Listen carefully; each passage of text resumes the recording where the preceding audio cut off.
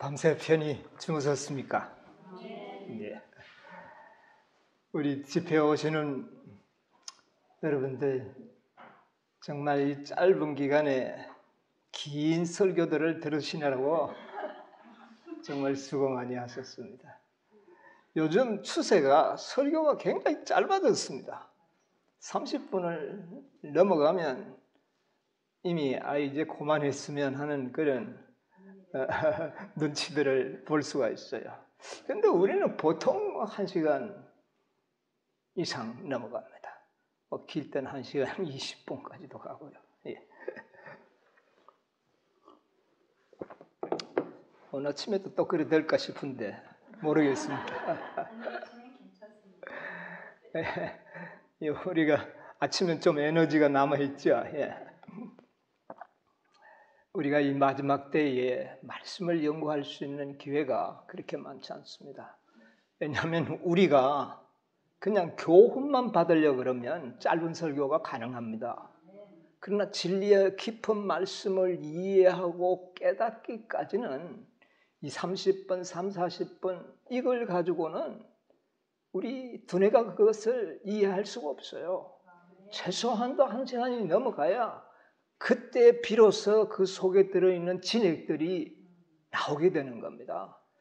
우리가 즙을 짤 때 골수즙을 먹어야 된다 그러잖아요.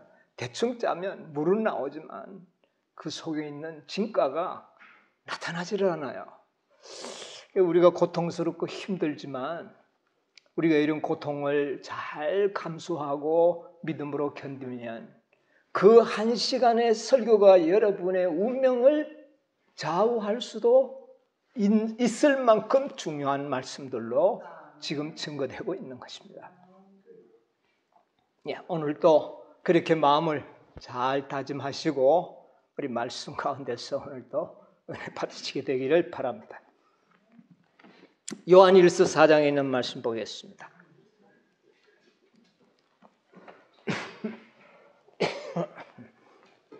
요한일서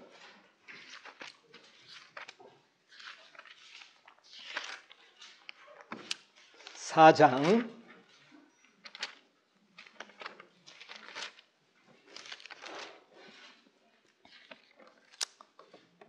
1절로부터 있는 말씀을 제가 읽겠습니다. 사랑하는 자들아, 영을 다 믿지 말고 오직 영들이 하나님께 속하였나 시험하라. 많은 거짓 선지자가 세상에 나왔음이니라.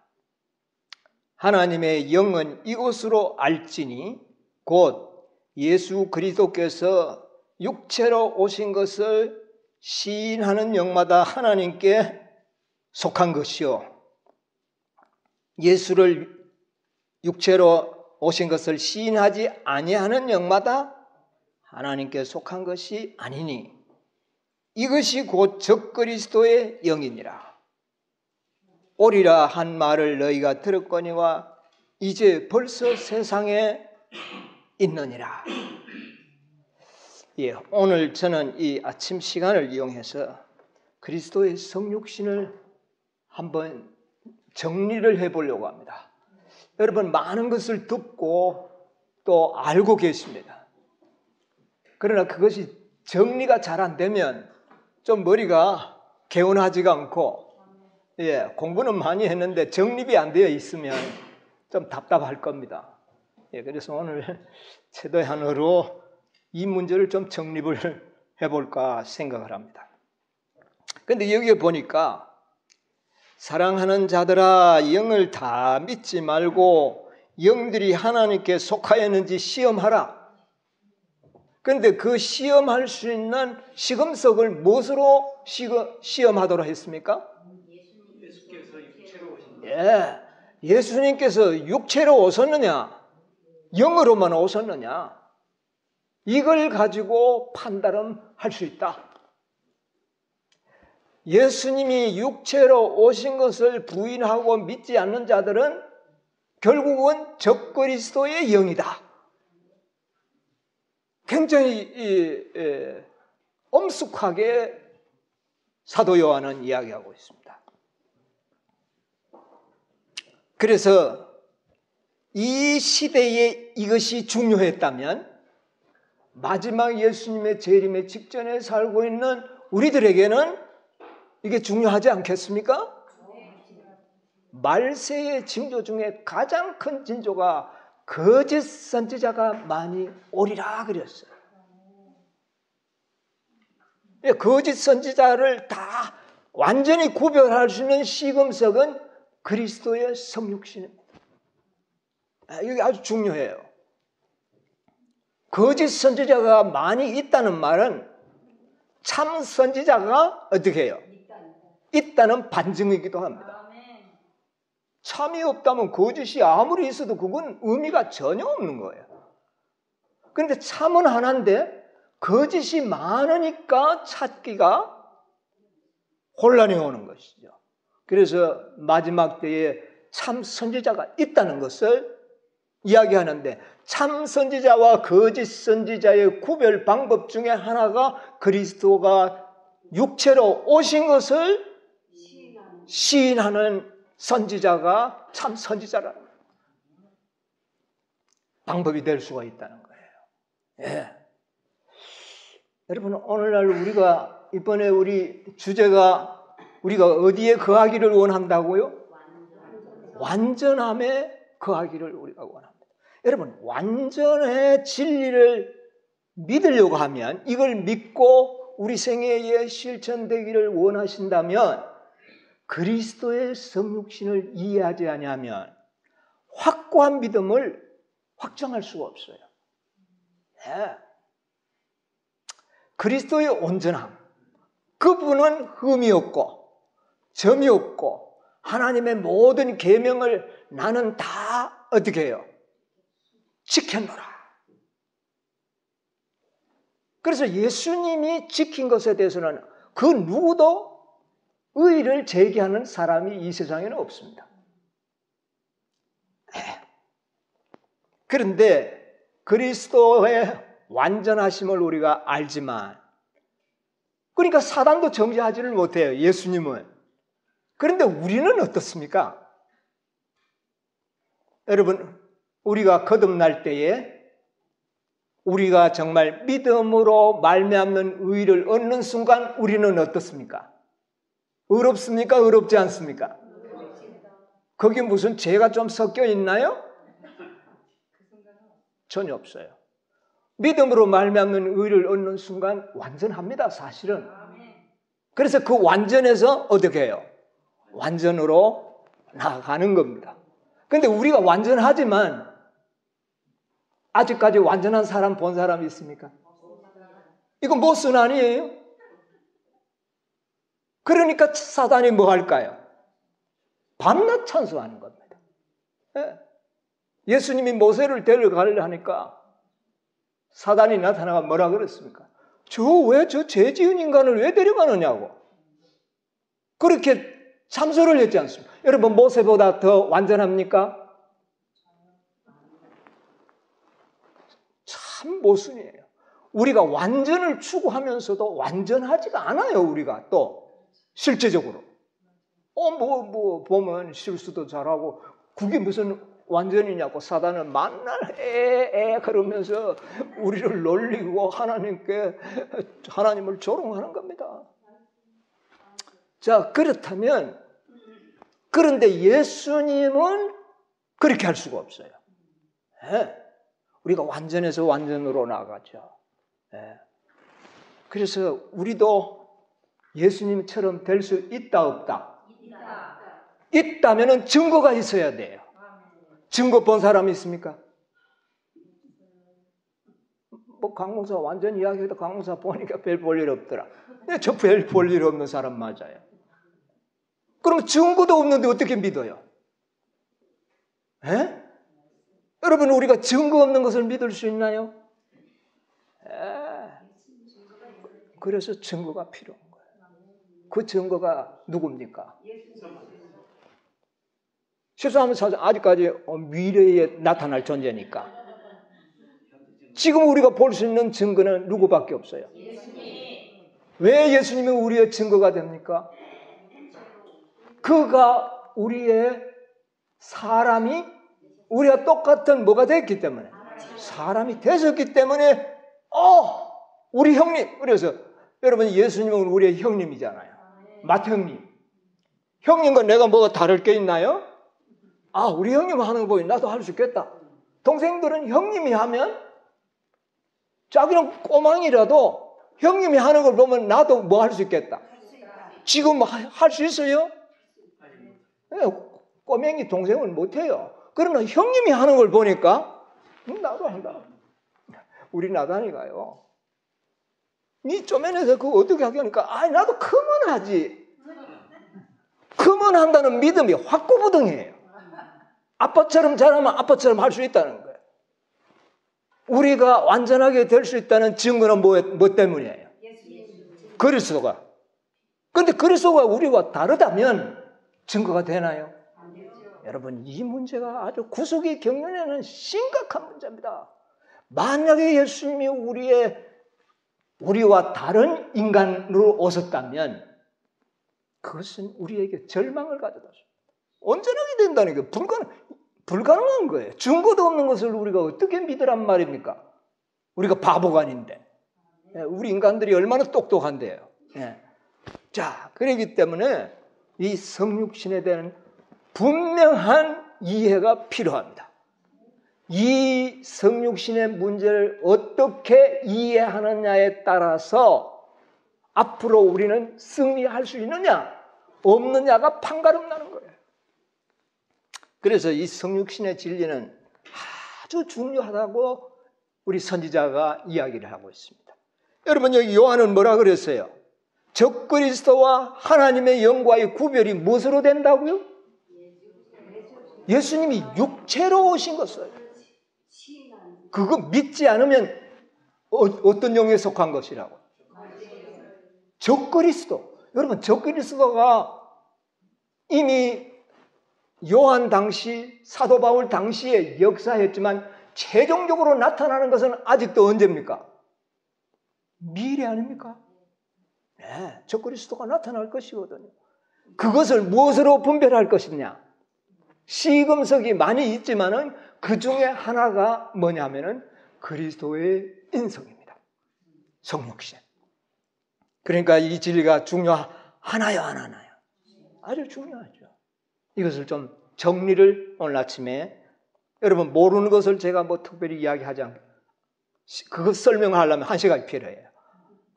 그러니까 여러분이 알고 제가 알고 있는 것을 좀 정립을 해서 여러분에게 좀 말씀을 드리려고 합니다.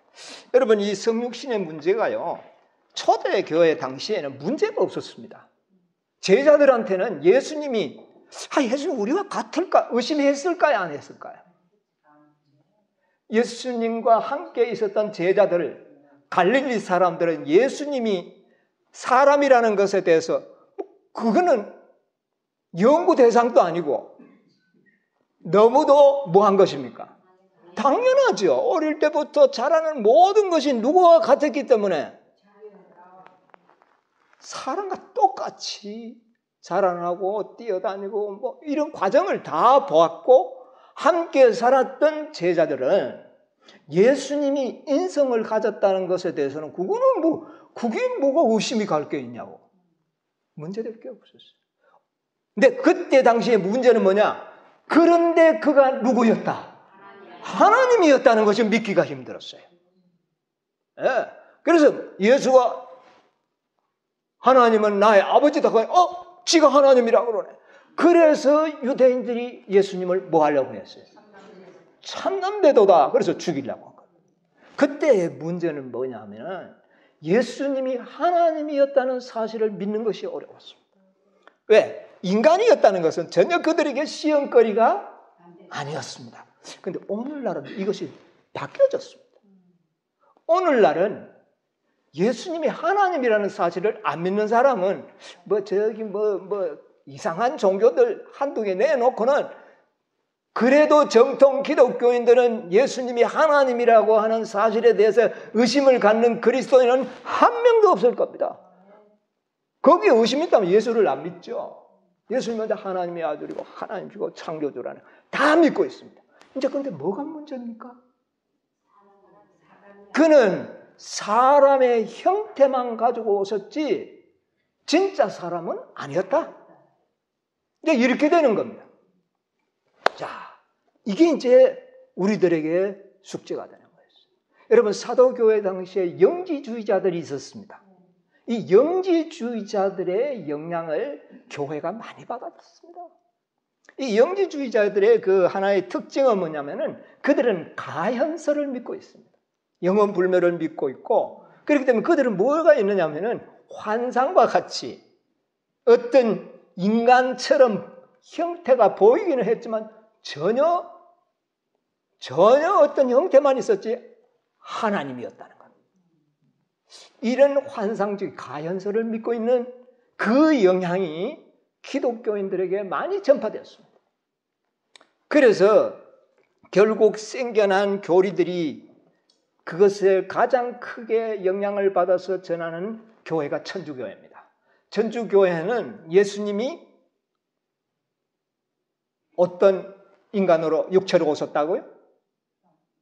죄도 없을 뿐만 아니라 이 예수님만 죄가 없을 뿐만 아니라 누구도요?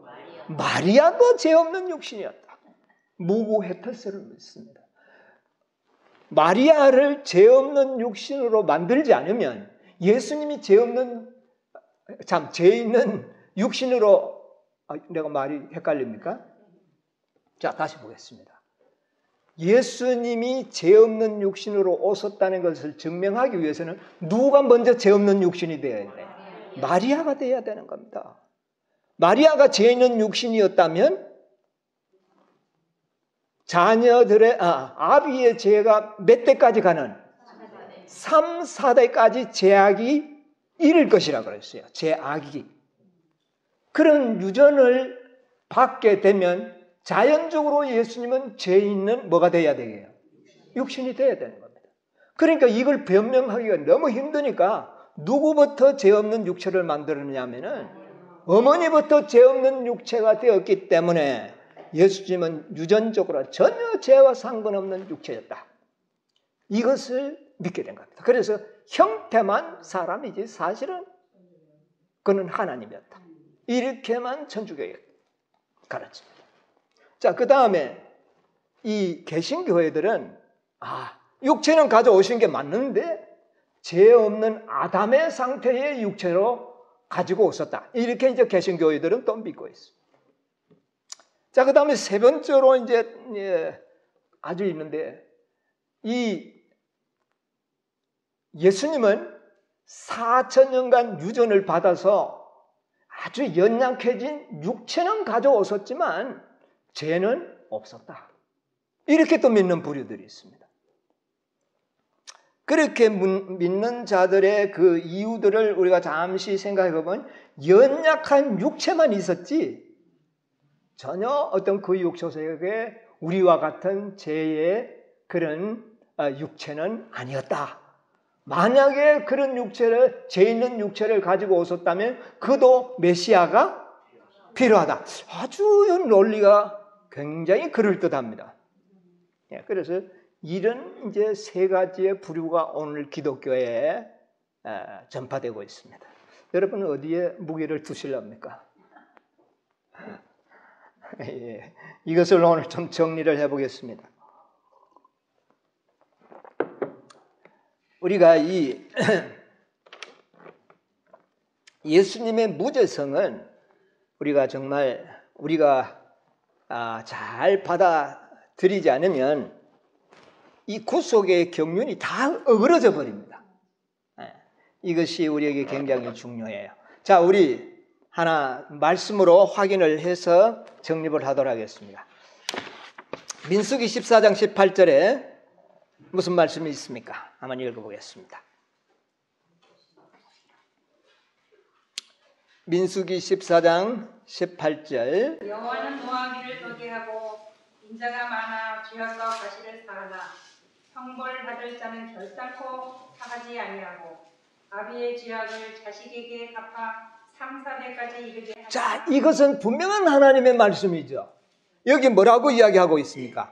아비의 죄악을 자녀들의 몇 대까지? 3, 4대까지 어떻게 해요? 이르게 한다. 이건 아주 확고한 성경의 가르침입니다. 자, 신명기 5장 9절에도 그렇게 했어요. 너희 하나님 여호와는 질투하는 하나님인즉 나를 미워하는 자의 죄를 갑대 아비로부터 분명히 3, 4대까지 여기도 이르게 한다. 여러분, 이것은 모세오경의 성경의 최초의 말씀 가운데 이것은 분명히 기록되어 있기 때문에 여기에서는 요지부동입니다. 자, 근데 여기 중요한 것은 보세요. 로마서 5장 12절 보세요. 우리가 여기서 중요한 단서들을 좀 찾아낼 필요가 있습니다.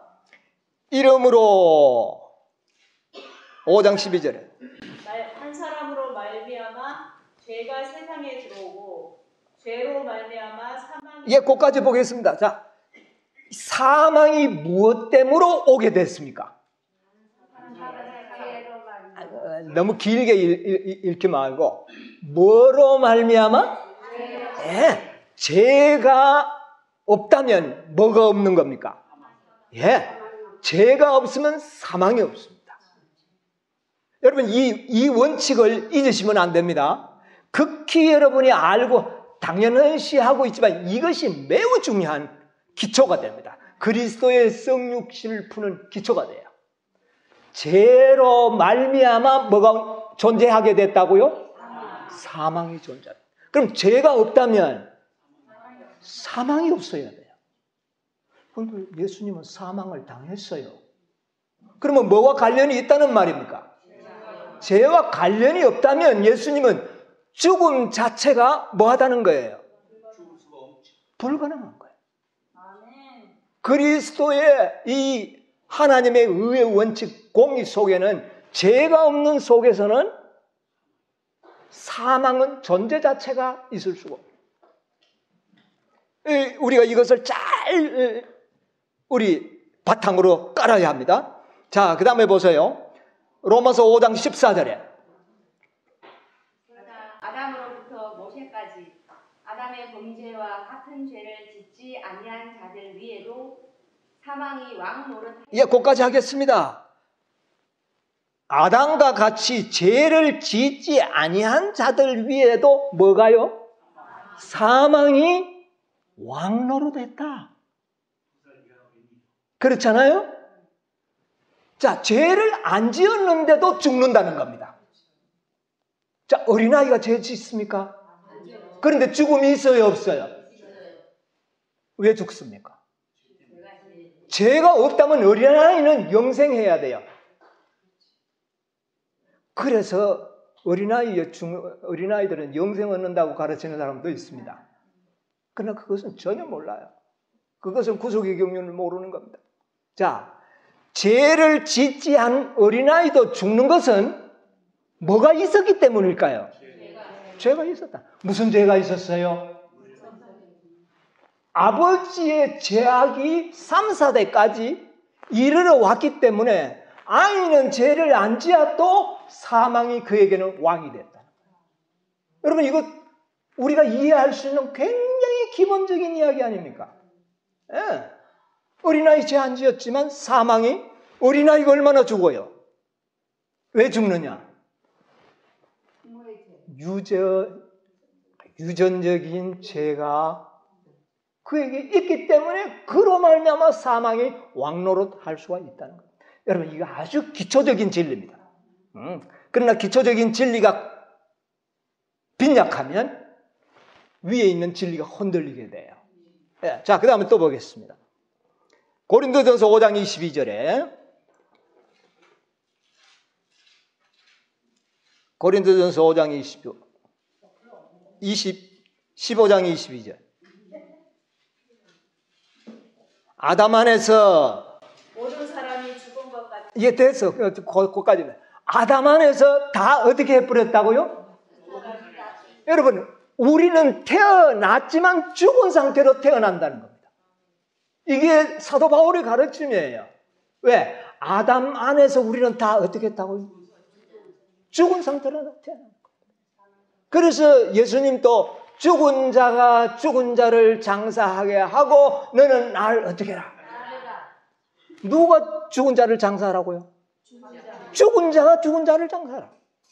그러니까 우리는 태어나면서부터 죄가 왕노릇하는 그런 상태에 태어난다는 겁니다. 이게 성경의 토대입니다. 여러분 이거 부인할 수 없죠. 그렇죠? 예. 자, 그 다음에 그름으로 말미암아 로마서 3장 10절에 뭐는 없나니 의인은 없나니. 여러분 죄가 없는데 죽음은 존재할 수가 없어요. 또 죄가 없으면 의인이에요. 죄와 의 사이에 중간 지점이 있나요? 죄와 의 사이에 중간 지점이 없어요. 의가 없으면 죄밖에 없고 죄가 있으면 의는 없는 거예요. 그러므로 우리 인간들은 유전적인 죄악을 갖고 있기 때문에 태어나면서부터 우리는 죄는 안 지었지만 뭐예요? 죄인이요 사망이 왕노릇한다는 거죠. 여러분 이것이 굉장히 중요한 문제입니다. 자, 그러므로 우리가 이제 이 문제를 잘 이해하기 위해서는 죄가 한 가지가 아니고 두 가지라는 것을 이해할 필요가 있다는 겁니다. 좀 정리를 하겠습니다. 두 가지 죄가 있는데 그것을 알기 위해서는 로마서 아까 봤던 말씀 다시 한번 보겠습니다. 5장 12절 한번 읽어봅시다. 5장 12절. 한 사람으로 말미암아 죄가 세상에 들어오고. 자, 다시 보겠습니다. 한 사람으로 말미암아 뭐가 왔다고요? 그 죄가 어디에 왔어요? 세상에 왔는데 그 세상에 누구한테 왔어요? 나에게 왔단 말이에요. 아담의 죄가 나에게 왔다 그 말입니다. 예. 죄가 세상에 나에게 들어오고 그 다음에 그 죄가 내게 들어왔음으로 말미암아 뭐가 왔다고요? 그래서 어린아이도 죽을 수 있다는 겁니다. 왜? 내인데 뭐가 왔으니까? 죄가 왔기 때문에 죽을 수가 있다는 겁니다. 또 그 다음에 이와 같이 모든 사람이 그 다음에 어떻게 해요? 죄를 지었으므로. 이거는 아담이 지은 죄입니까? 내가 지은 죄입니까? 예, 구분하셔야 됩니다. 처음에 죽은 것은 누구 때문에 죽었다고요? 아담의 죄 때문에 죽어요. 그걸 첫째 사망이라 그렇게 합니다. 그 다음에 내가 지었으므로 사망이 모든 사람에게 이르느니라. 이 사망은 둘째 사망이에요. 자, 그러면 자 보세요. 죄가 아담으로부터 오는 유전적인 죄가 있고 그 다음에 내가 지은 죄가 있다는 겁니다. 이 두 가지 죄를 구분이 되어 있습니다. 아담으로부터 오는 죄는 원어로 하마르티아입니다. 하마르티아. 그 다음에 내가 지은 죄, 모든 사람이 죄를 지었으므로 하는 그 지었음은 하마르타노입니다. 같은 말인데 하나는 명사요, 하나는 동사입니다. 네, 이것을 잘 기억하셔야 돼요. 하마르티아는 원어의 뜻은 뭐냐면은 빗나가다, 정로에서 벗어나다, 화살이 쏘는데 관역에 맞히지 않는 것은 무조건 다 뭐다? 죄다. 그것이 하마르티아입니다. 그것은 유전적으로 우리가 받은 거예요. 자, 아담이 죄를 짓는 순간 우리는 관역에서 어떻게 돼버렸어요? 다 벗어나버려요. 많이 벗어난 사람이 있고 조금 벗어난 사람이 있고 관계없이 벗어났다면 다 뭐다? 어떤 분 그럽니다. 우리가 4,000년 동안 연약해진 육신만 취했지 죄는 안 취했다고 주장하는 분들이 있어요. 그러면 연약한 육체는 무엇의 결과입니까? 참 사람들이 이렇게 어리석어요. 하나님이 아담을 지을 때 연약하게 지었습니까? 그렇다면 연약한 것이 죄가 아니에요. 그런데 하나님이 우리 인생을 연약하게 창조하지 않으셨다면 연약한 그 자체는 하마르티아가 되는 거예요. 여러분 무슨 말인지 이해하십니까? 우리 육체가 연약하고 뭐 어떻게 한 것도 죄로 말미암아 온 것이에요. 하마르티아라는 말입니다. 꼭 내가 율법을 지은 것만 죄라고 주장하는 어떤 사람들이 있죠. 그거는 죄를 제대로 연구하지 않았습니다. 죄는 두 가지 죄로 나뉘어집니다. 아담과 같이 완전한 육체로 하나님이 창조하셨기 때문에 완전해서 벗어난 것은 다 뭡니까? 그게 하마르티아예요. 그래서 엘렌 G. 화이트 선지자 그런 말씀하셨어요. 완전하지 않은 것은 다 죄다. 불완전히 죄라는 것을 깨달을 필요가 있다. 그렇게 이야기를 합니다. 그거는 하마르티아예요. 그런데 하마르타노는 자, 나는 이제 부모로부터 유전적인 제약을 물려받은 거 확실합니다. 이건 성경이 가르치네. 그러면 그것은 어떤 의미에서는 죄의 씨앗과 같은 거예요. 죄의 씨앗이 나의 육체 속에 물려받은 거예요. 그런데 여러분 씨를 잘 보세요. 그래서 씨 뿌리는 비유가 중요합니다. 씨가 그냥 있으면 마른 땅에 떨어져 가지고 아무렇지도 않고 진공 상태에 두면 씨가 평생 가도 어때요? 그 모양이죠. 그러나 거기에 습기가 가해지고 싹이 트면 어떻게 돼요? 자라. 싹이 트는 상태는 내가 지은 죄예요. 그러나 씨는 있었지만 싹이 트지 않았다면 나는 지은 죄가 하나도 없는 것입니다. 그러나 무슨 죄는 있다? 씨앗은 있는 거예요. 그 씨앗이 하마르티아입니다. 육체가 연약하든 마음이 뭐 연약하든 또 부모로부터 아주 이상한 고약한 성질을 물려받은 그런 내가 직접 만들지 않는 죄는 다 하마르티아입니다. 자, 그런데 하마르티아는 죽음은 있어요. 그 죄로 인해서도 죽을 수가 있다는 겁니다. 그런데 거기는 형벌은 없어요. 왜? 내가 지은 게 부모가 지은 죄 때문에 내가 형벌받을 필요는 없습니다. 그래서 우리가 원죄를 믿지 않는 것은 원죄설을 믿지 않는 것은 원죄설은 부모의 죄 때문에 영원토록 우리는 지옥에서 고통을 당한다고 말을 하기 때문에 원죄설을 믿을 수가 없어요. 우리가. 원죄는 원죄인데 문자적으로는 원죄인데 원죄설을 믿으면 마치 그 형벌을 내가 받아가지고 영원토록 불타는 것으로 전해지기 때문에 그걸 우리는 믿지 않습니다. 그러나 유전적인 죄는 물려받았다. 이것은 진리예요. 자, 그러면 우리가 여기서 이제 한 가지 이제 좀 정립을 해 나가야 될 것은 시대 소망에 있는 말씀을 한 가지 좀 읽어드리겠습니다. 예, 시대 소망 읽기 전에 요한계시록 2장 11절에 있는 말씀 한번 읽어보세요. 귀 있는 자는 성령이 교회들에게 하시는 말씀을 들을지어다.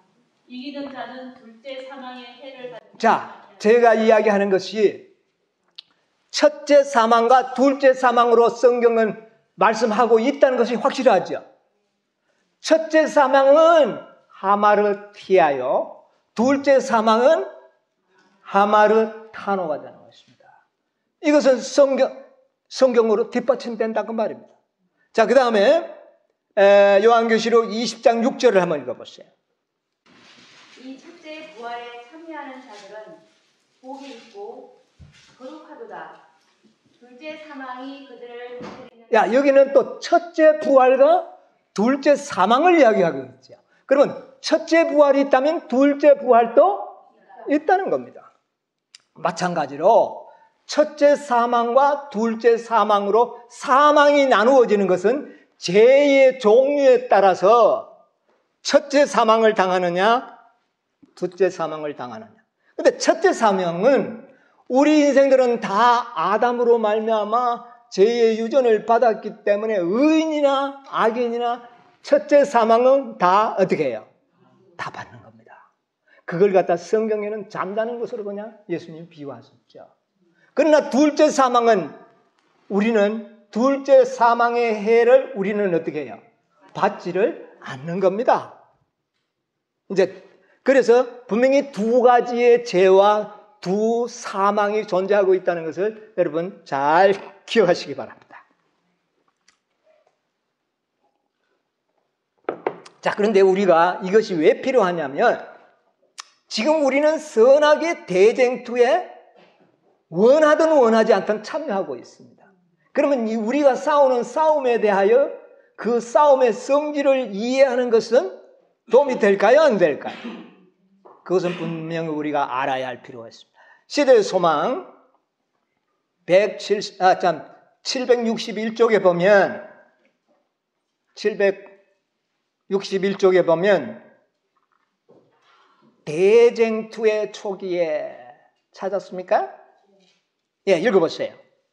대쟁투의 초기에 사단은 하나님의 율법은 순종할 수 없으며 공의가 자비와 조화되지 않으므로 율법을 파괴하지 않고는 죄인이 용서받을 수 없다고. 자, 사단이 최초부터 주장한 게 있습니다. 사단은 하나님의 율법을 순종할 수 있다 없다? 없다는 것이 사단의 주장입니다. 네, 할 수 없다는 것입니다. 자, 그 다음에 세대의 소망 117쪽을 한번 찾아봅시다. 117쪽에 거기도 역시 사단은 하나님의 율법은 그러면서 그 하단에 왼쪽 하단에 보면 나올 겁니다. 사단은 하나님의 율법은 어떻게 해요? 뭐 할 수가 없으며 불공평하고. 자, 한번 읽어보세요. 사단은 하나님의 율법은 불공평하고 순종할 수 없다는 증거로서 아담의 범죄를 지적하였다. 자, 사단은 뭐라 그러느냐면은 하나님의 율법은 순종할 수 없는 증거가 있다는 거예요. 주장만 했다면 그것은 법적 효력이 없는데 뭐를 가지고 온 겁니까? 증거를 가져온 거예요. 그 증거물이 무엇이라고요? 아담이었다는 거예요. 자, 아담이 율법을 범했는데 율법을 못 지키지 않느냐? 완전하게 창조했는데 못 지키지 않았느냐? 그 말입니다. 그러면서 하나님 앞에 아담 한번 보십시오. 율법을 지켰습니까? 여러분 어떻습니까? 증거가 되나요? 안 되나요? 그런데 중요한 것은 회개하고 난 다음에 아담이 요땅하고 다시 한번 지킬 수만 있으면 그걸 반증을 할 수가 있는데 범죄한 아담과 그 후손은 아무도 실제적으로 율법을 어떻게 해요? 지킬 수가 없는 겁니다. 그러니까 사단은 쾌재를 부른 겁니다, 여러분. 성경에 보면은요, 하와가 선악과를 따먹을 때는 사단은 별 말 안 했어요. 그런데 아담이 그 선악과를 받아먹을 때에 성경에 보면 그도 먹은지라. 누구는 먹지 말아야 되는데? 아담에게는 누구는 먹어도 하와는 먹어도 누구는 안 먹어야 돼요? 아담은 먹지 말아요. 근데 아담이 먹으니까 안타까워서 그도 먹은지라고 그랬어요. 그것은 뭐냐면은 아담이 먹으면은 아담의 후손, 전부 다 아담에서 우리가 나왔잖아요. 하와도 아담에서 나왔잖아요. 하와가 범죄하면 하와만 정리하면 돼요. 그러나 아담이 범죄하면 이거는 거기서 태어나는 모든 자들이 다 죄의 씨를 가지고 태어나게 돼 있어요. 자, 그런데 아담의 후손 중에 아무도 율법을 지키는 사람이 있어요, 없어요? 아무도 없어요. 그러면 누구의 말이 옳아요? 사단의 말이 옳은 겁니다. 이게 대쟁투입니다. 여러분 이걸 아셔야 돼요. 그러니까 하나님께서도 뭐를 가져와야 돼요? 증거를 가져와야 됩니다. 그 증거물이 되기 위하여 예수님께서 혈육이 되심이 뭐하도다? 마땅하도다. 예수님이 우리와 똑같은 죄 있는 인성으로 오셔서 율법을 지켜야지만 증거물이 될 수가 있어요. 이게 아주 중요한 거예요. 그래서 사도 바울은 그리스도가 육신이 되는 것은 마땅하다. 우리를 죄에서 사망에서 구원하기 위해서는 필연적으로 예수님은 죄 없는 인성으로 와서 율법을 지키면 사단이 뭐라 그럴까요? 뭐, 죄 없는 인성으로 와서 지킨 거, 그거는 증거가 안 된다. 증거가 안 된다. 그러면 그 증거가 되기 위해서는 어떤 존재로 오셔야 돼요? 똑같아야 돼요. 자, 보세요. 시대의 소망 24쪽에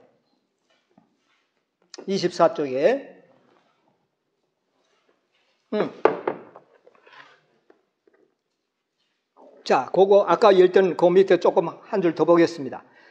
범죄를 지적하였다. 그리스도께서는 그 다음 뭐라 그랬어요? 누구와 같은? 우리와 같은 인성으로 아담의 실패를 만회해야 한다. 우리와 다른 인성이 아닌 같은 인성으로 만회해야 돼. 그래야 반증이 된다고 말입니다. 이 구속의 경륜을 아셔야 돼요. 자, 시대의 소망 24쪽에 사단은 하나님의 사랑의 율법을 이기적인 율법으로 나타낸다. 그는 우리 인간이 그 교훈에 순종하는 것이 불가능하다고 선언합니다. 뭐 하다고요? 불가능하다. 인간은 사단이 그렇게 해야 합니다. 그 다음에요? 그는 우리 시조의 타락과 그에 따른 모든 재난의 책임을 창조주에게 지우고. 자, 창조주에게 다 돌립니다. 뭐라고요? 지킬 수 없는 율법을 만들어가 지키라 그래가지고 못 지키니까 그렇게 했다. 그러면 책임은 누가 져야 돼요? 하나님이 져야 되는데 그 사상을 누가 받았느냐? 아담이 받았어요. 아담은 이 선악과 왜 먹었느냐 하니까 누구 때문에? 당신이 창조해준 하와가 먹으라 그래서 하와야 너는 왜 먹었냐? 하나님이 만드신 뱀이 먹으라 그랬습니다. 그럼 결국은 누구 때문에 죄지었다는 겁니다. 이게 바로 사단과 인간은 하나가 되버린 거예요. 이걸 반증하기 위해서는 예수님이 우리와 같은 인성으로 와서 아담의 실패를 만회해야 된다는 거예요. 자, 불가능하다고 해서 하나님께 전가하였다. 예수께서는 이런 기만을 폭로하실 것이었다. 그는 어떻게 해요? 그분은 우리 중 하나. 예, 그때 읽을 때는 이리 읽어야 됩니다. 우리 중. 예, 우리 중. 나와 여러분이 다르지만 육체가 다르다고 말할 수 없죠. 우리 중 다 같단 말이에요. 그러니까 우리 중 한 사람이 되어 오셔서 순종의 모본을 주셔야 할 것이었다. 그래야 우리도 지킬 수 있다는 증거가 나오지 않겠습니까? 네, 것이다. 이 일을 위하여 그분은 이 일을 위하여 뭐를 가지시고? 인성을 취하시고 우리의 삶을 체험하셨다. 그리고는 그러므로 저가 범사의 형제들과 같이 되심이 나타납니다. 범사가 뭡니까? 모든 일에 우리와 똑같이 되는 것이 마땅하도다. 사도 바울이에요.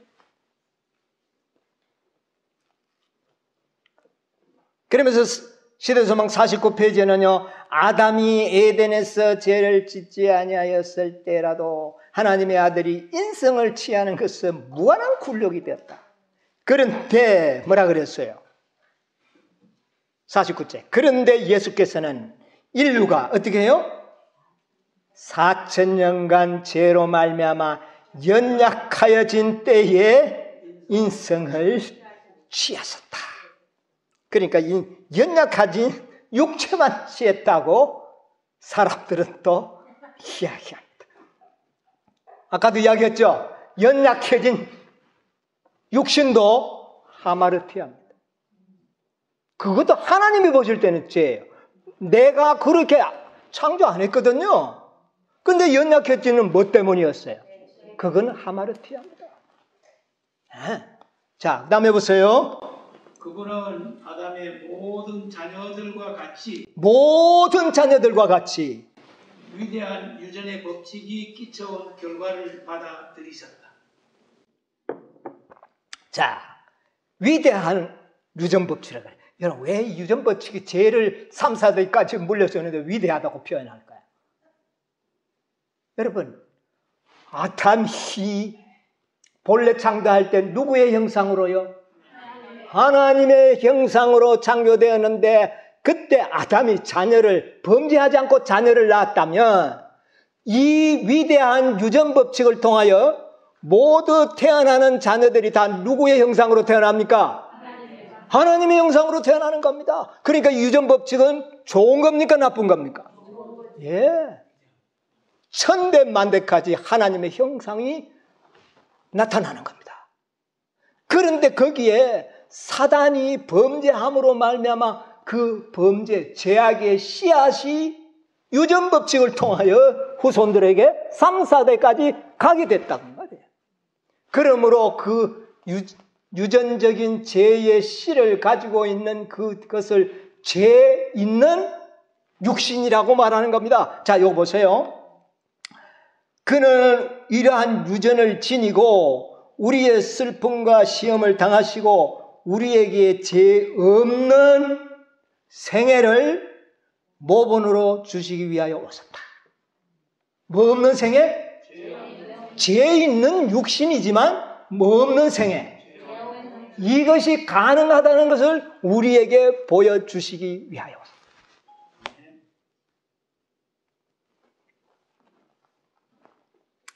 자, 로마서 8장 3절에 보세요. 로마서 8장 3절. 율법이 육신으로 말미암아 연약하여 할 수 없는 그것을 하나님은 하시나니 곧 죄를 인하여 자기 아들을 죄 있는 육신의 모양으로 보내어 육신의 죄를 정하셨다. 예, 사도 바울은 이야기합니다. 자기 아들을 뭐 있는 육신? 죄 있는 육신에. 그런데 그 뒤에 단어가 사람들이 이제 유혹받기 좋은 단어입니다. 죄 있는 육신의 모양으로 보내요. 그러니까 보세요. 말씀대로 보러 죄 있는 육신을 모양으로 보낸 거지 죄가 있는 건 아니다. 이렇게 학자들이 논리를 펴는 겁니다. 학자들이 그거 몰라서 그런 게 아니에요. 학자들은 원어를 다 압니다. 이 원어가 뭐냐면은 호모이오마라는 단어입니다. 호모이오마는 뭐냐면은 복사라는 뜻입니다. 복사.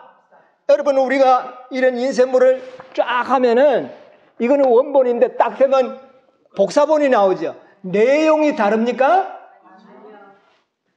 예수님은 복사본이라는 말입니다. 호모이오마입니다. 형태만 가지고 온 어떤 그런 영지주의자들이 이야기하는 형태만 가지고 온 것이 아니라 내용은 다르지가 않다는 겁니다. 다만 원본이 아니고 뭐였다? 사본이다. 그 말이에요. 그러므로 죄 있는 육신은 우리와 동일한 죄 있는 육신이다. 내용은 똑같다는 겁니다. 그래서 뭐를 정해서 죄 있는 육신이니까 하나님께서 그 육신에 뭐를 정해버립니까? 죄 있다. 유죄 선고를 내려서 보냈다는 겁니다. 아들을 보낼 때에 유죄 선고를 내려서 보낸 겁니다. 자, 이제 보세요. 아까 죄와 사망은 무슨 관계가 있다? 분리할래야 분리할 수 없는 절대적인 관계가 있어요. 예수님이 죄 없는 육신으로 오셨다면 죽음 자체가 불가능한 거예요. 네. 예수님 죽으면 안 되는 게 하나님의 법칙 속에는 죄가 없는 자가 죽는다는 것은 있을 수가 없어요. 그런데 예수님이 죽으셨어요. 뭐 때문에요?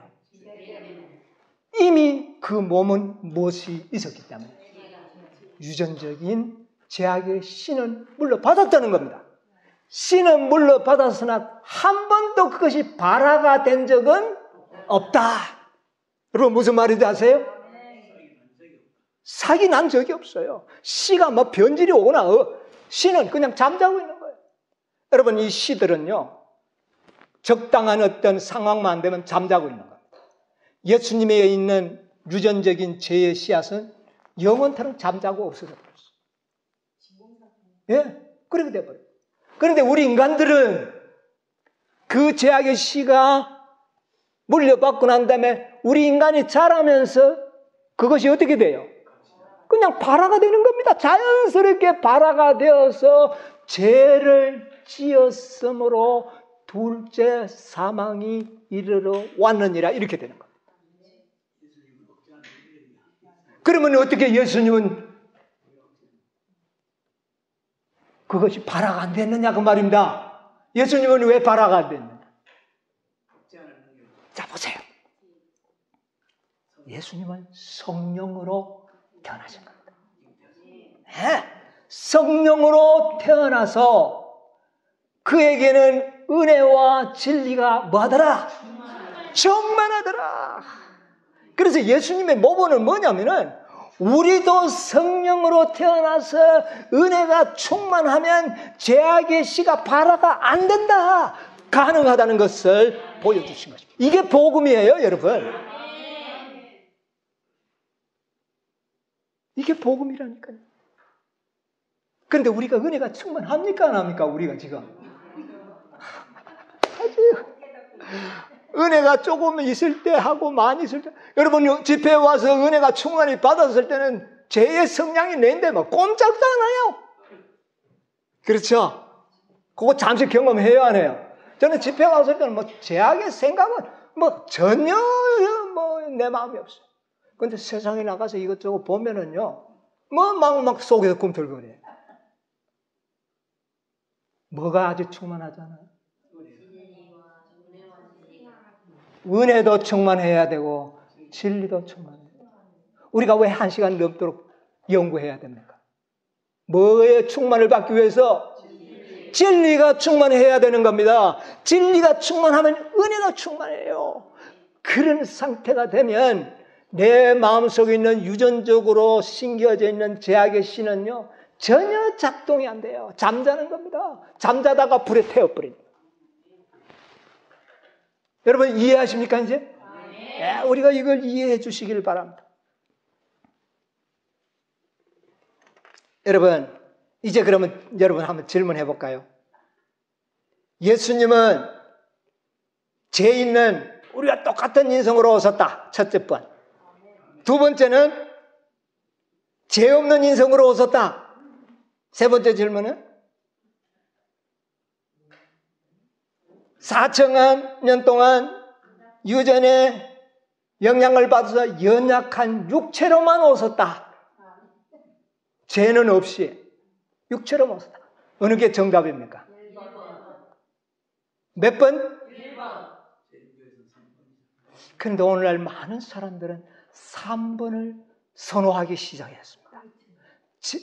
연약한 육신은 가지고 있었으나 죄는 없었다. 죄가 있었다면 어떻게 된다? 그도 뭐가 필요하다? 메시아가 필요하다. 그러니까 그러네. 우리처럼 죄가 있다면 예수님도 메시아가 필요하지 존재가 아니냐. 이렇게 사람들을 또 기만합니다. 자 보세요. 일반 많은 대중들의 그 기독교인들의 관심은 예수님이 죄 있는 육체로 오셨다면 그도 죄를 지었을 것이다. 여러분 우리가 죄 있는 육체로 오니까 나도 모르게 죄로 기울어진 것이 우리 모든 인간들의 뭡니까? 경험이잖아요. 경험이에요. 그러니까 똑같이 죄 있는 육신으로 오셨다면 그렇게 되었을 것이다 라는 것이 가정이 가능한 겁니다. 설득력이 있죠? 설득력이 있습니다. 그런데 그들은 아직 뭐를 모르고 있느냐면 진리를 모르기 때문에 그런 논리가 가능한 겁니다. 자, 그 다음에 이 논법은 무엇으로 정면 대결을 해야 되느냐면은 그렇다. 예수님도 성령으로 태어나지 않고 성령이 충만하지 않았더라면 우리와 똑같은 경험을 했을 것이다. 그러나 예수님은 뭐가 충만했기 때문에?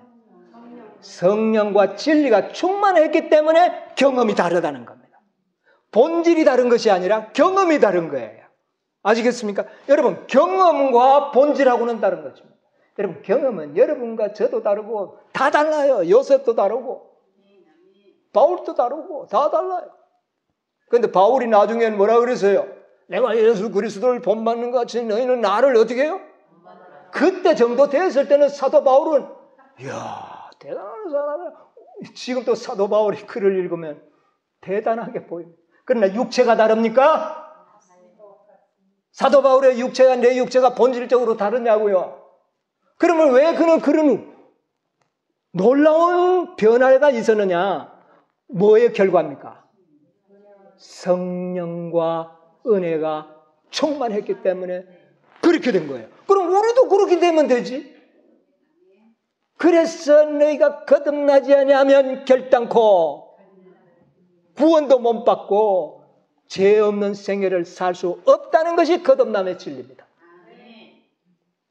여러분, 우리는 믿는다 그러면서도 자꾸 실수하죠. 은혜가 아주 충만하지 않기 때문에. 앞으로 하나님의 계획은 뭐냐? 마지막 남은 무리를 은혜와 진리가 충만하도록 해서 궁극적으로는 우리는 예수님의 생애의 경지까지 우리를 데리고 가는 것이 구속의 경륜이라고. 그때 갔을 때 육체가 변했나요? 내 육체 속에 있는 모든 죄악의 씨앗들이 은혜와 진리가 충만하면 이 은은 전혀 작동이 안 되는 겁니다. 작동이 안 돼. 잠자고 있는 거예요. 그래서 잠자고 있는 이 죄 있는 육체를 음부에서 내던져버리고 우리는 무슨 몸으로? 불멸의 새로운 몸으로 일어나 버리지 않습니까? 그래서 죄는 다 땅속에 다 없애버려요. 우리도 그렇게 될 수 있도록 만드는 것입니다. 아시겠습니까? 자, 그 다음에 또 많은 이게 재림교인들입니다. 이 연약한 육체는 가져왔었으나 그에게 죄 있는 육체는 아니었다. 그 연약한 이 육체 그 자체만 유전받았다. 그런데 그들은 죄를 연구하지 않아서 그렇습니다.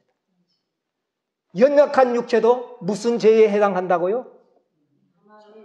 하마르티아에 해당되는 겁니다. 왜? 하나님께서 연약하게 창조하지 않았거든요. 그러니까 연약하다는 말 자체가 죄입니다. 그게. 하나님한테는 그건 통하지 않는 말이에요. 자, 그러면 구세주가 필요하다 그렇게 이야기합니다. 자, 그러면 보세요. 이거는 성경을 깊이 연구하지 않은 거예요. 대속의 진리를 몰라서 그래요. 대속. 예수님은 이 땅에 오실 때 뭐를 짊어지기 위해서 오셨습니까? 누구의 죄를? 우리의 죄를 짊어지시는 것이 대속이에요. 대속은 우리의 죄를 그가 가져가시는 것이 대속이라고 말입니다. 그래서 우리가 구원을 받는데, 자, 두 가지 대속이 있습니다. 왜? 두 가지 죄가 있기 때문에. 죄가 하나라면 하나의 대속으로 되는데 죄가 두 가지이기 때문에 두 가지의 대속이 필요하다는 겁니다. 첫째 대속이 뭐냐 하면은 우리가 태어나면서부터 유전적인 죄악을 우리 가지고 태어나 이것을 대속해야 됩니까? 안 해야 됩니까? 대속해야 됩니다. 그 다음에 두 번째는 내가 지은 죄, 법을 범한 죄들이 있어요. 안식일을 안 지키고 거짓말을 하고 한 거. 이 죄를 또 뭐 해야 돼요? 계속. 자, 우리가 죄를 짓고 무슨 나쁜 짓을 하는 것은 무엇으로 예수님, 어떤 방법으로 예수님이 전가되면 예수님에게 전가시킬 수 있을까요? 여러분 이거 잘 연구해야 됩니다. 우리의 모든 지은 죄는 회개와 자복을 통하여 나의 죄가 예수님에게 옮겨갑니다. 그러면 예수님은 그 죄를 자기가 짊어지세요. 그게 대속입니다. 여러분 이 대속의 은혜를 우리가 받고 있지 않습니까? 우리가 죄를 지으면 주님께 회개합니다. 눈물을 흘리고 회개하면 그 죄는 예수님에게 옮겨가고 나에게는 평화가 오는 겁니다. 왜냐하면 그분은 평강의 왕이기 때문에. 아무리 무서운 죄를 지어도 회개하면 그 고통은 예수님이 가져가시지만 나에게는 평화를 줘요. 그게 대속이에요. 자, 그런데 유전적으로 물려받은 죄악의 씨는 무엇으로 대속을 합니까? 어떻게 대속을 해요?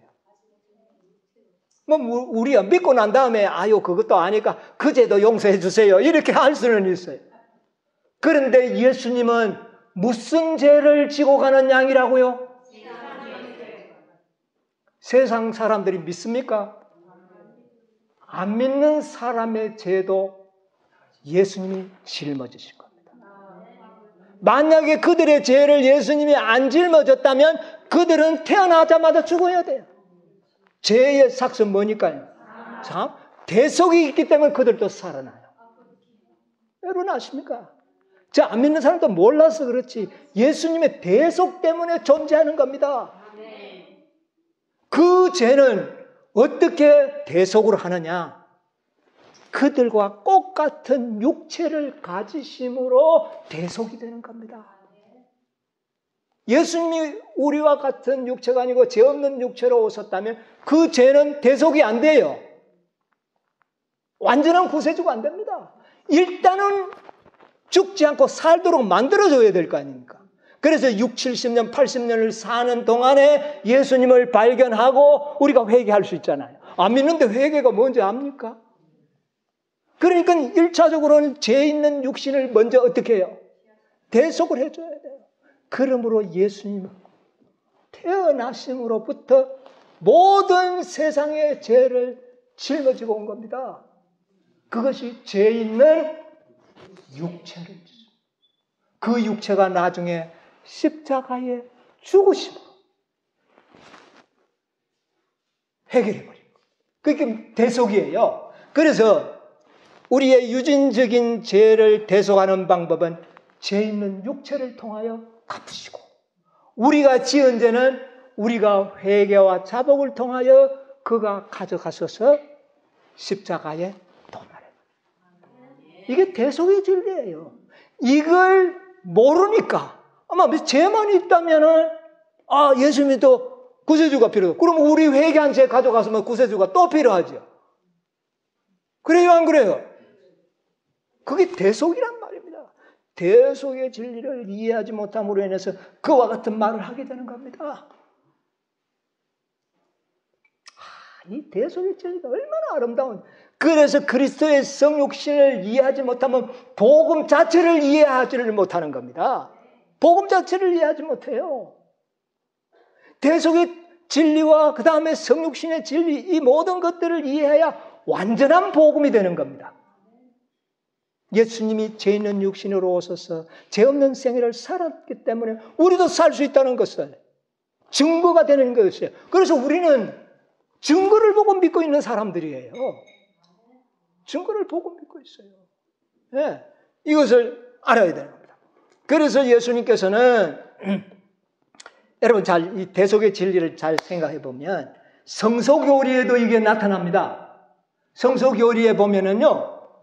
재물을 성막 안에서 잡는 경우도 있고 저 영문 밖에서 잡는 재물도 있습니다. 그렇죠? 성막 안에 있는 재물은 누구를 위한 재물입니까? 이스라엘 백성. 믿는 자들. 우리는 이제 믿으면 죄를 지으면 허물이 있으면 양을 몰고 어디로 갑니까? 성막에 가서 번제단에서 잡잖아요.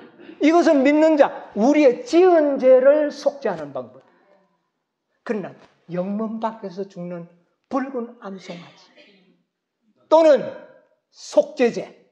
속죄제는요, 피는 번제단에서 휘장에 성소에 뿌리지만 몸은 어디에서 태워버립니까?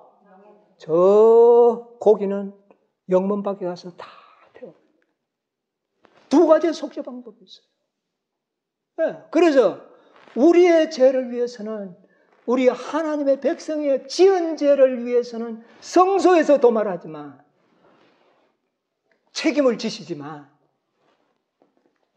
유전적으로 받은 죄악은 영문 밖에서 이미 죽으시는 거죠. 그는 태어나면서 죽으신 거예요. 이 두 가지가 이미 성소 제도에도 나타나 있었다는 겁니다. 그런데 깊이 연구하지 아니하므로 발견하지 못한 겁니다. 그래서 오늘날 많은 재림을 믿고 있는 성도들이 이 연약한 육체만 있었지 죄가 없는 그런 예수님으로 자꾸 묘사를 하려고 합니다. 이것은 복음을 불안정하게 이해하게 되는 것입니다. 그런 믿음으로서는 야곱의 환난 통과하기가 불가능합니다. 견디기가 최악으로 힘들 때에 도무지 이래가지고 율법을 지킬 수 있겠나 하는데 뭐가 생각이 납니까? 예수님도 나와 똑같은 죄 있는 인간으로 지켰는데 나도 할 수 있지. 이런 믿음이 생길 수 있는 겁니다. 그러나 만약 다르다면 결정적인 순간에 뭐라 그럽니까? 그래, 예수님은 나와 뭔가 달랐기 때문에 했지. 나는 뭐 안 되는 게 맞아. 이렇게 좌절해 버리는 겁니다. 그러므로 이 진리를 확고하게 아는 것은 매우 중요하다고 말해요. 얼마나 중요한 진리인지 몰라요. 자, 우리 또 성경에 증거가 있습니다. 갈라디아서 4장 4절로 5절 한번 읽어보세요. 때가 참에 하나님이 그 아들을 보내사 여자에게 나게 하시고 율법 아래에 나게 하신 것은 율법 아래에 있는 자들을 속량하시고. 자, 여기 잘 보세요. 누구에게 났다고요? 죄가 어디에서 시작이 되었습니까? 예수님은 죄를 정복하기 위하여 왔습니다. 죄를 없애기 위하여 왔습니다. 그러면 죄가 원래 발생했던 지점이 어디입니까? 여자에게서 시작이 됩니다. 그러면 여자에게 나게 하시고 여자가 죄를 지음으로 율법 아래 들어가 버렸어요. 그러니까 그 죄를 정복하기 위해서는 예수님도 어디까지 갔었어요? 율법 아래에 가신 겁니다. 호랑이를 잡으려면 어디로 간다고요? 호랑이 굴로 가라 그 말이잖아요. 예수님은 죄와 사망을 정복하기 위해서 죄가 있는 곳을 찾아오신 것입니다. 그래서 죄를 정복하십니다. 그것이 바로 죄 있는 인생. 죄가 있는 곳이 육체거든요. 여러분, 육체 속에 죄가 있지 무슨 영혼 속에 죄가 있습니까? 육체와 영혼을 이원화시킬 겁니까? 헬라 사람들처럼. 육체 속에 죄가 들어있는 겁니다. 그런데 그 육체 속에 죄를 정복하기 위해서는 죄 있는 육체 쓰시고 와서서 자기 육체 속에 있는 죄를 어떻게 해요? 정복해버려요. 이게 구세주예요. 사망을 정복해야 돼요. 사망이 어디에 있습니까? 죄의 결과인데 사망은 음부 속에 있잖아요. 우리 다 죽은 자들이 음부 속에 들어가 있죠. 그러면 예수님도 어디에까지 들어가야 돼요? 음부까지 찾아 들어가야 되는 겁니다. 음부까지. 그래서 그 음부를 이기고 나와야 사망을 어떻게 하는 겁니까? 정복하는 것이죠. 죄를 정복하기 위하여 죄가 있는 곳, 사망을 정복하기 위하여 음부까지 들어가서 이걸 다 정복해버려요. 그래서 생명과 사망의 모든 부활의 열쇠를 누가 가졌다고요? 예수님이 가졌어요. 여러분, 율법 아래 태어나면 어떻게 되는지 아세요? 갈라디아 3장 13절 보세요. 3장 13절. 무슨 저주가 나옵니까, 거기에? 율법의 저주. 율법의 저주는 어떤 자들이 받습니까? 율법 아래에 있는 자들이 받습니까? 율법의 자유를 누리는 자들이 받습니까? 그런데 예수님이 어디 아래 태어났다고요? 율법 아래 태어났잖아요. 그러면 예수님은 누구의 저주를 받았습니까? 율법의 저주는 하나님의 저주입니다. 그래서 나무에 달린 자마다 하나님의 저주, 율법의 저주를 받았죠. 예수님은 율법 아래 태어나셔서 율법의 저주를 받고 돌아가신 거예요. 로마 병정이 찔러서 죽은 게 아닙니다. 예수님은 그래서 안 죽어요. 율법의 저주를 받고 죽어요. 확실하죠? 자, 그 다음에 보세요. 로마서 3장 19절. 우리가 알거니와 무릇 율법이 말하는 바는 누구에게요? 율법 아래에 있는 자들에게 말한다. 이는 모든 자들의 입을 막고 온 세상으로 누구의 심판 아래? 율법 아래 태어난 것은 모두가 다 하나님의 심판을 받도록 하기 위해서. 그러면 예수님은 율법 아래 태어났어요. 뭐를 받아야 돼요? 하나님의 심판을. 이미 그는 심판을 받고 태어난, 정죄를 받고 태어난, 육신의 죄를 정하사. 그래야만이 십자가에 죽을 수가 있었다고 말했다. 그가 죄 없는 육체로 오셨다면 그가 죽음 자체가 불가능한 거예요. 죄가 관계없는데 왜 죽습니까? 있을 수 없는 이야기. 자, 사망과 요한계시록 20장 14절에 보면 사망과 음부도 어디에 던져버린다 그랬어요? 불못에 던진다 그랬어요. 불못에. 이것이 무슨 사망이라?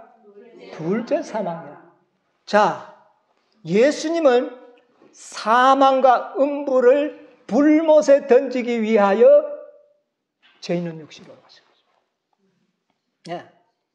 맨 나중에 고린도전서 15장 26절에 보면 맨 나중에 멸망받을 자는 누구라고요? 원수는 사망이니라. 맨 나중에 멸망시키는 존재는 사망 자체를 멸망시킵니다. 그 사망 자체를 멸망시키기 위해서는 사망을 이겨야 되죠. 이겨야 사망을 멸망시킬까.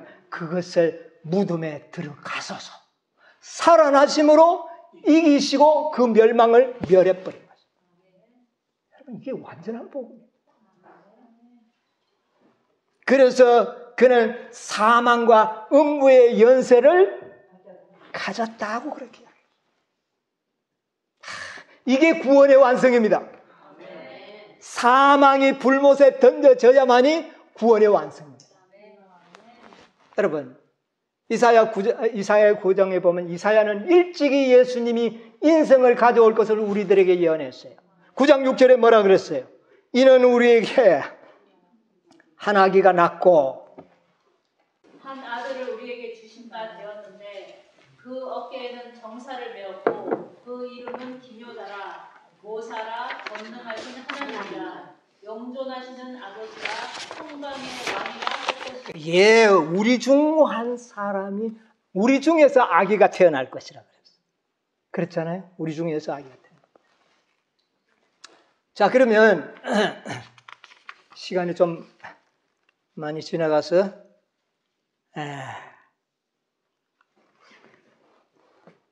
좀 단축 한번 해보겠습니다. 자, 호세아 13장 14절을 한번 읽어봅시다. 아주 좋은 말씀이기 때문에. 호세아 13장 14절. 내가 저희를 음부의 금세에서 속량하며 사망에서 구속하리니 사망아 내 재앙이 어디 있느냐 음부야 내 멸망이 어디에 있느냐 뉘우침이 내 목전에 여기에 뭐라 그랬어요? 음부의 권세에서 우리를 어떻게 하겠다? 속량하겠다. 그래서 그는 우리를 속량하기 위하여 음부에 들어갔었어요. 사망에서 우리를 구속하겠다 그래서. 그래서 우리를 대신하여 어떻게 했다고요? 죽으신 겁니다. 자, 그런데 그렇게 되기 위해서는 음부에 들어가고 사망을 당하시기 위해서는 뭐 있는 육체로 오셔야? 죄 없는 육체로 오시면 죽을 수가 없는. 여러분, 죄 있는 육신으로 오는 것이 얼마나 중요한 진리라는 것을 기억하시게 되기를 바랍니다. 그래서 많은 사람은 그럽니다. 말이지, 예수님을 우리 인간으로 만들지 말라고 엘렌 G 화이트 이야기했다고. 그런 말씀이 있죠? 예, 그런 말씀도 있어요. 여기도 보면 그런 말씀이 있어요. 1895년도에 보면은 어떤 방법으로든 사람들의 마음에다 그리스도께서 타락의 오점이나 성량이 있었다든지 아니면 어떤 형태로도 그분에게 죄에 굴복했다는 인상은 손톱만치도 남기지 말라. 여러분, 죄의 성량이라는 말을 예수님에게 적용하면 큰일 납니다. 성량은 기울어지는 것이거든요. 그것은 이미 삭이 났다는 이야기입니다. 예수님은 죄악의 신은 있었지만 그 씨가 발화된 일은 한 번도 없는 거예요. 발화됐다는 것은 성량이 생겼다는 겁니다. 이것을 분명히 이해하셔야 돼요. 그러므로 우리는 예수님의 경험을 절대로 설명하려고 하지 마십시오. 이거는 신비입니다. 왜 그가 완전하게 어떤 완전을 살았는지는 우리는 아직 경험이 없기 때문에 경험이 없는 걸 어떻게 설명을 합니까? 그러므로 그것을 설명하려고 하면 시험에 빠지는 겁니다. 그래서 조심하라. 조심하라. 경험을 설명하지 마세요. 그러나 분명한 것은 그가 성경에 있는 말씀 그대로 율법 아래 태어났고 죄 있는 육신으로 오셨고 사망의 권세 아래 오셨다는 것은 분명한 성경의 증거이기 때문에 그대로만 이야기하면 되는 것입니다. 자, 그는 우리 중 한 사람이 되어왔어. 그리고 나중에는 뭐가 되겠다? 평강의 왕이 되겠다. 자, 여러분, 평화의 왕. 이 평화라는 말을 좀 생각을 해봅시다. 제가 전번에 한번 설교에 약간 언급은 했는데, 평화는 전쟁과 관계가 있습니다. 확실하죠? 예, 전쟁이 없으면 뭐 평화죠. 자, 오늘날 우리는 이 지상에 무슨 전쟁이 있습니까? 선악의 대쟁투에 지금 막다른 시점에 와가 있습니다. 그러면 전쟁이 치열할까요? 안 할까요? 치열한 선악의 대쟁투가 이 지상에서 우리의 마음에서 일어나고 있습니다. 그러면 평화가 오려면 그 전쟁이 어떻게 돼야 돼요? 끝이 나야 되죠. 여러분, 전쟁이 끝이 났습니까? 그러면 끝만 나면 됩니까? 무엇으로 끝이 나야 돼요? 전쟁이 끝이 났는데 내가 적보면 어쩝니까?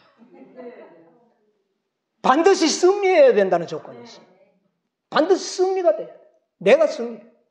자, 그 다음에는 완전히 승리해야 됩니다. 어서 비슷해서 이렇게 아니고 완전한 승리. 자, 여러분, 우리가 예수님의 승리를 한번 생각을 해보세요. 예수님은 죄를 싸워서 이겼습니까? 안 이겼습니까? 이겼습니다. 완전히 승리했습니까? 예, 완전히 승리. 이건 재발할 여지가 없도록 완전한 승리를 하셨는데 왜 평화가 없습니까?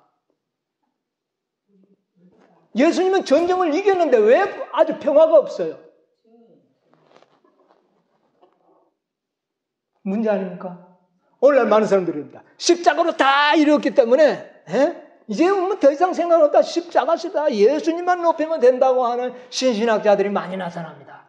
그러면 예수님이 다 이루었는데 우리가 하늘에 가야지 와요. 우리는 땅에 있느냐 그 말입니다. 다 이루었는데 왜 우리가 땅에 있습니까? 이건 뭡니까 이게? 이해가 가십니까? 예수님은 전쟁에서 승리하고 완전히 이겼고 아주 그냥 이거는 원사이드한 그런 완전한 승리를 했어요. 그런데 왜 평화가 없어요? 구속의 경륜을 알아야 됩니다. 구속의 경륜을 알아야 됩니다. 예수님이 완전한 승리를 했지만 사단은 아직도 인간들과 천사들 마음속에 의혹을 뿌리려고 합니다. 뭐라 그러느냐? 진리가 충만하지 않기 때문에 뭔가는 다르다. 여러분 그래요 안 그래요? 아직 여러분의 마음속에도 그런 마음이 있습니까? 그 마음이 있다면 싹 없애버려야 돼요. 뭔가는 다르다. 그러기 때문에 그렇게 할 수 있었다. 이 참소가 아직도 계속되고 있는 겁니다. 자, 그러므로 하나님의 구속의 경륜은 사단의 참소를 하지 못하도록 만드는 것까지가 포함되어 있어요. 예수님이 승리가 불완전해서 아주 평화가 안 온 게 아닙니다. 이 땅에 완전한 승리였어요. 그런데 아주 구속의 경륜이 맞춰지지 않았습니다. 구속의 경륜. 그 구속의 경륜은 사람도 누구와 같이 예수님과 같이 되는 것까지가 포함돼요. 그런데 이게 왜 필요하냐? 사단의 입을 막아버리기 위해서. 아직 이 사단의 입이 열려 있어요. 이 입을 막아버려야 돼요. 자, 여러분 보세요. 우리가 관청에 가서 사물을 보면 우리 교회에 등록하려고 하면 교회 등록증이 있어야 돼요. 근데 어떤 때는 원본을 가져오라 그러고 어떨 때는 사본만 가져오도 된대요. 왜 사본과 원본은 내용은 어떠니까요? 동일한데, 그런데 꼭 원본을 요구할 때가 있어요. 그때는 사본 가져가면 안 돼요. 내용 같아도 인정을 안 합니다. 사단이 그렇게 하고 있어요. 사본을 가지고는 이거 뭐가 부족하다는 거예요. 그러면 우리 인간은 죄 있는 육신에 뭡니까? 우리는 원본이에요. 사단이 원본 가져와 말하는 겁니다. 원본. 사본은 이거 법적 효력이 없다고 이렇게 떼를 쓰는 사탄 때문에 뭐를 가져가야 돼요? 원본을 가져가야 돼요. 그래서 원본을 사단의 증인으로 세우는 것까지가 구속의 경륜입니다. 원본이 예수님처럼 완전히 죄를 승리해버리면 사단은 그때는 뭐 가져가는 걸까요? 유구물. 그때의 죄를 멸하고 그때의 사망을 멸하고 이게 구속의 경륜이에요. 그렇게 이런 구속의 경륜을 이루어야지만 영원한 평화가 오는 겁니다. 한시적인 평화가 아니라 영원토록 재발이 없는 그런 평화. 그것을 위해서 예수님은 죄 있는 육신으로 오셨습니다. 여러분, 죄 있는 육신을 가진 여러분 경험하죠? 얼마나 죄 없는 생애를 사는 것이 힘든다는 것을. 우리는 잘못하면 회개하면 되고 하루에도 수십 번 잘못해도 회개만 하면 되는데 예수님은 눈곱만 치라도 죄가 발동이 돼버린다면 끝나버려요. 그도 아담에게 내렸던 저주가 하나님의 저주가 내릴 수밖에 없는 운명에 처할 수 있는 위험한 상태로 오셨다는 이 구속의 경륜이야말로 하나님의 사랑을 증거하는 것이 아니고 무엇이겠습니까? 여러분, 원본의 증거를 사단은 요구하고 있습니다. 여러분들이 증인이 되시겠습니까? 그들을 일컬어 여호와 증인이라고 해요. 그런데 여호와 가짜 증인들이 많이 있어요. 그들이 증인, 14만 4천인들이 여호와의 증인들. 아, 그렇다. 우리 예수님의 그 완전하심은 분명한 것이 우리의 온전함으로 증거가 되어야 되는 거죠. 그때 예수님은 영광을 받으시는 거예요. 이런 영혼들을 위하여 그는 십자가에서 고통을 당하신 것입니다. 예수님께서는 우리에게 정말 죄 없는 승리의 모범과 증거를 남겨주신 것은 너희도 나의 이 모든 증거를 보고 믿음 잃지 말라. 너희들 고통을 당할 때에 실망하지 말라. 이것을 보여주신 것입니다. 여러분, 정말 우리가 그리스도의 성육신은 복음의 완성입니다. 구원의 완성입니다. 이것을 이미 우리에게 다 보여주셨어요. 승리하시는 백성 되시기 바랍니다. 완전한 그리스도인이 되시기를 바랍니다. 흠과 점이 없는 백성 되시기 바랍니다. 모리아산에서 이미 다 준비하신 것입니다. 놀라운 백성, 하나님의 영광을 온 땅을 환하게 하는 그런 백성 속에 우리 모두 함께 서게 되기를 간절히 바라면서 말씀을 마치겠습니다.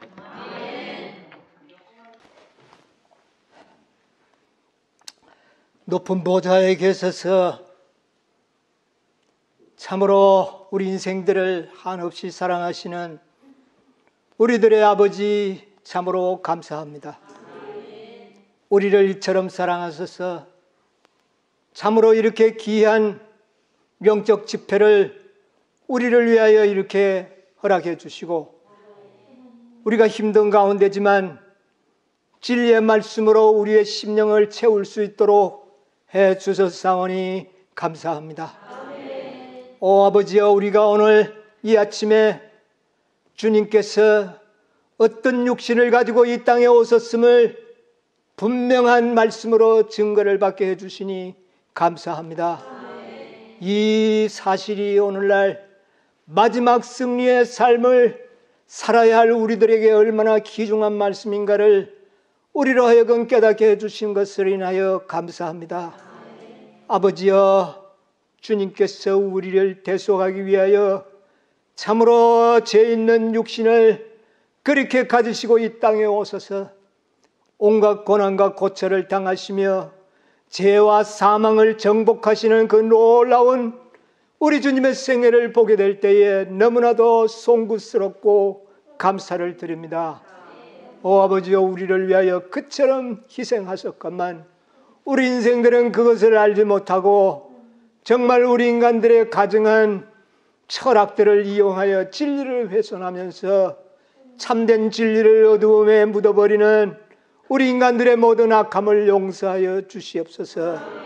주님이여, 우리를 얼마나 아름다운 품성으로 회복시켜 주실 것을 우리에게 보여주셨습니다. 아버지여, 우리가 온전함에 이르는 일이 너무나도 당연하며 마땅히 그렇게 되어야 함을 이제 깨닫게 됩니다.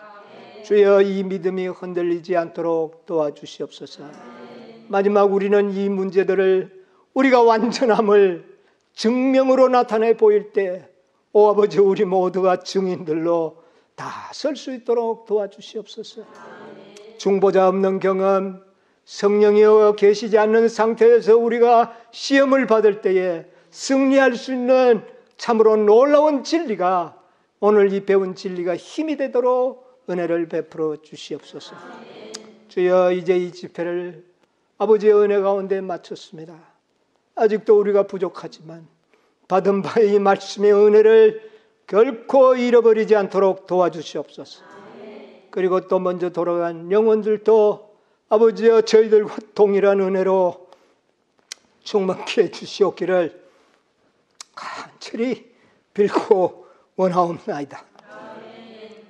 이제 우리의 돌아가는 발걸음들 선히 인도하여 주시옵소서.